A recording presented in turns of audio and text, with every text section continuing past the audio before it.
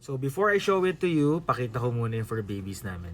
So this is Kuya Rocco waiting rin sa snack. And this is Lola waiting din sa snack. And lalo na si Kobe waiting sa snack. But the snack that I will show you is not for dogs. Yan, so we're still working with our mock-up designs. Let me show you the all-new guilt-free snack that we are eating.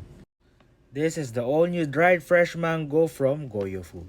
As you can see, this has less sugar, pure flavors, healthy choice, and a Vietnamese specialty. So meron siyang net weight of 100 grams. At the back, we have nutrition facts. So for me, this is really a great packaging. So mahirap makahanap ng ganito na packaging. This is really legit. So ang taas niya, ang ganda niya sa personal, no. So bright yung colors, yung vibrant is talagang yummy or appetizing. So as you can see, meron ding usage. Eaten immediately, can be mixed with cereal or make cakes. Storage, keep in cool, dry place, and tightly closed. Do not use it when it's out of date. Ayan, so it's up until October 4, 2026. So actually, nakakadalawa na ako nito. Hindi kasi ako mahilig sa mga chips. So mahilig ako sa mga muffins and bread. But yun nga, meron siyang sugar content. Kaya medyo mataas ang sugar or 100 na yung sugar level ko nung last check-up ko. So kaya naghanap ako ng alternative and we found this dried fresh mango from Goyo Food. So tara, tikman natin.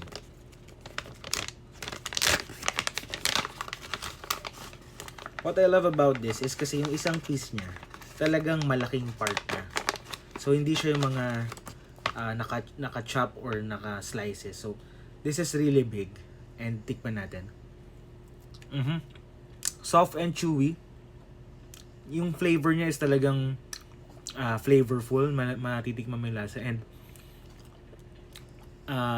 the usual dried mango is yung parang may special sugar siya or healthy sugar. I forgot what they call it. So ganito yung dried fresh mango with Goyo Food.